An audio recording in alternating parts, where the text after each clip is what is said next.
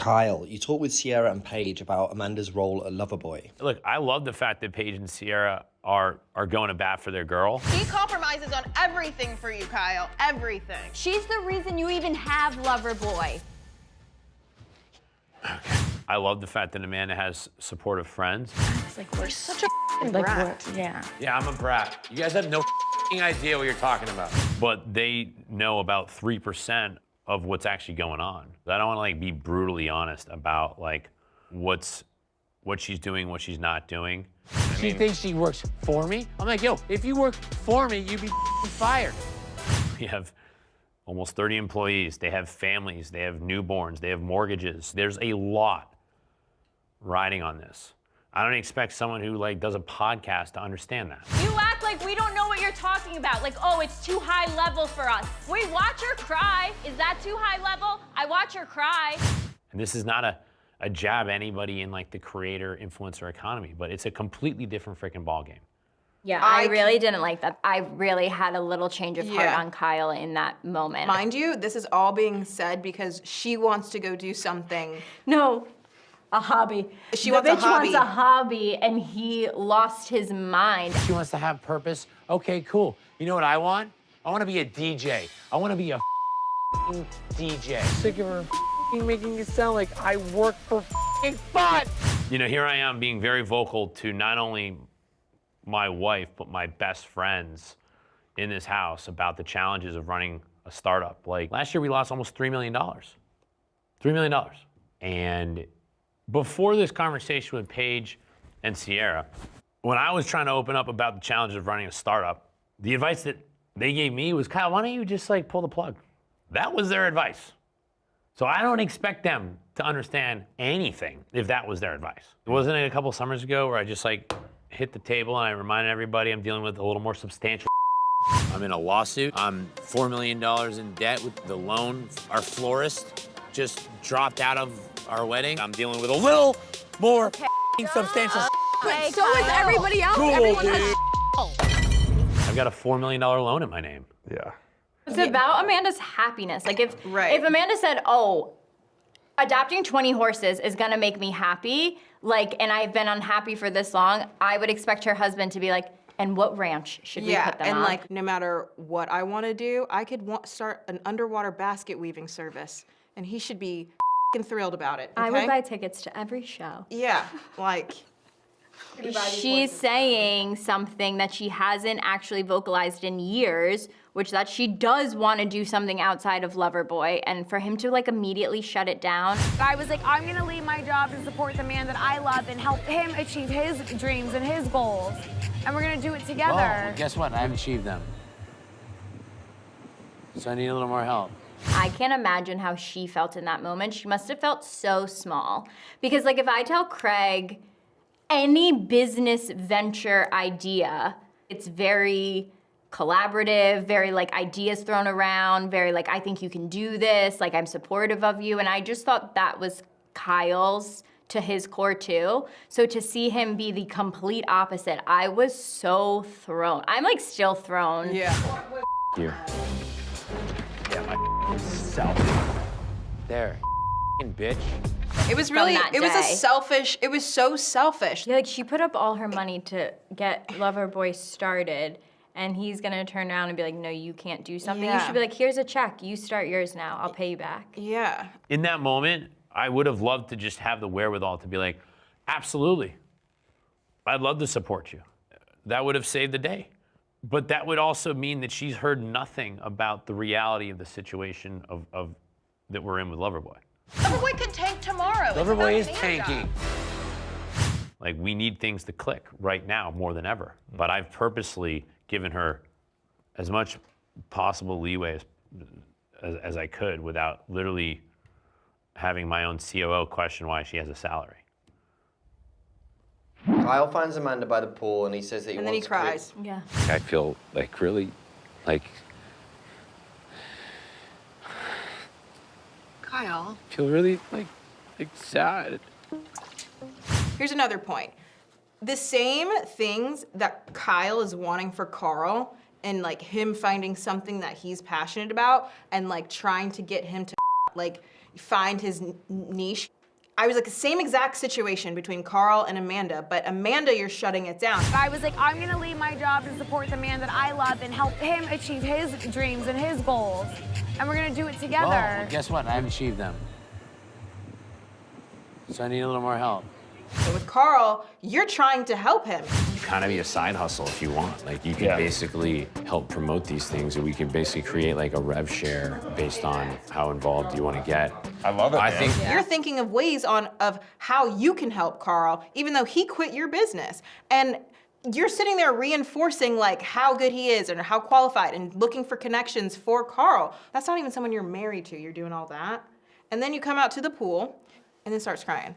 And it's like, Can we do a count of how many times Kyle cried Yeah, this we need summer? to- This is why I have no tolerance for it. yeah, because I just am like, I'm not doing the tears on this one, and I actually had to walk away when he came out and started crying because I was like, I'm not gonna, that feels like a manipulative cry to me.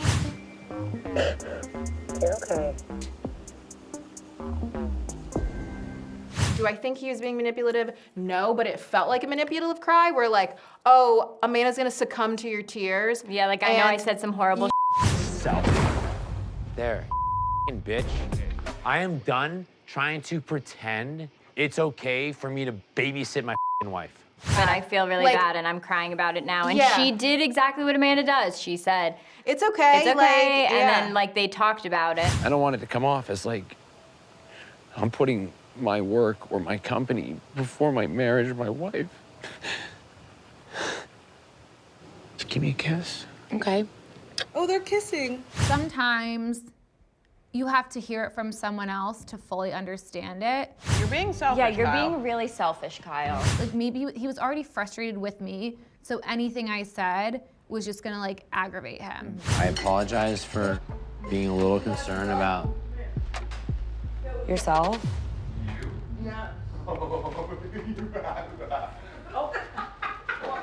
you. You know, sometimes you just don't want to listen to the people that you care the most about.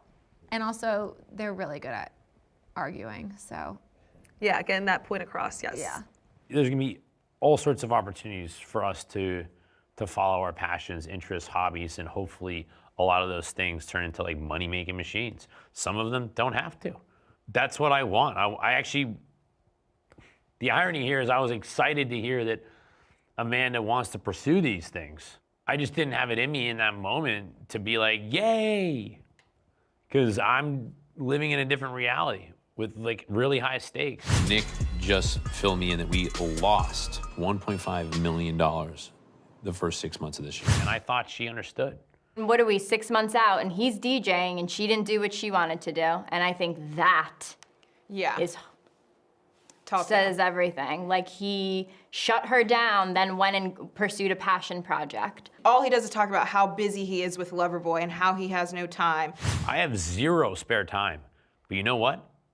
I'm gonna pursue this passion. And how he doesn't know what the next phase of his life is because he just has so much going on. So you go and start another project or another passion project. It feels very backwards. And almost I would be insulted if I was Amanda because I'm like, you've got all the time in the world to do what you want to do. And him coming and saying like he's trying to build a life for their family, and she's not. Right. Like I don't get where she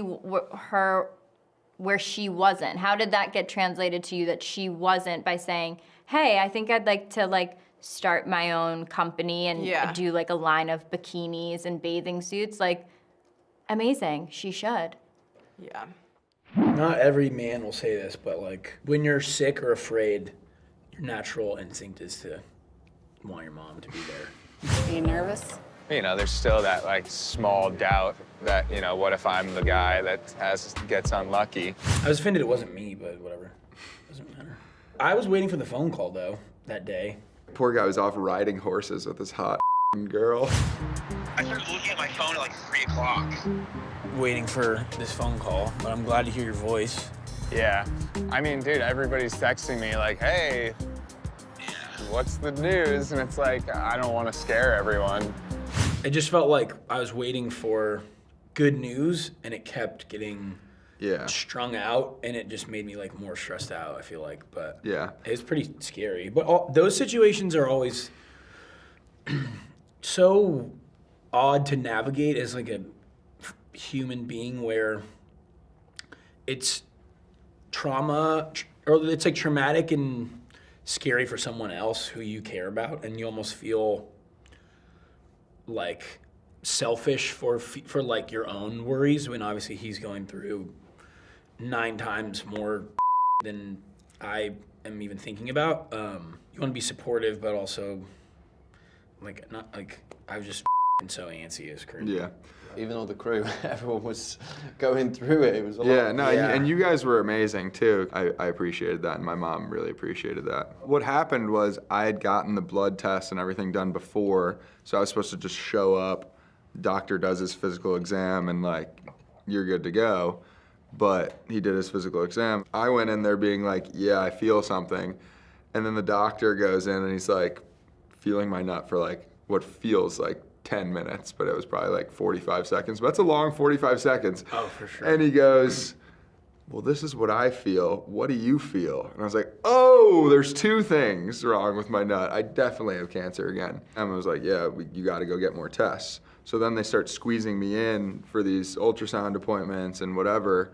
And I didn't want to worry everyone, so I wasn't going to be like, hey, like, I still don't know. Like, looks like I'm going to have to, like, I'd rather just wait till they're like, you're all good. But then when it went overnight and everybody's like supporting me and knows that this thing is happening, and like, well, everyone was texting me too. Like, I think they wanted to get, like, not bug you. Yeah. And so I got texts from almost everyone that was like, Jesse update, all throughout the whole afternoon. And then I didn't, like, I was like, oh, we're waiting, I don't know. That was, yeah. Those 12 hours were pretty bonky. Yeah. Short for bonkers.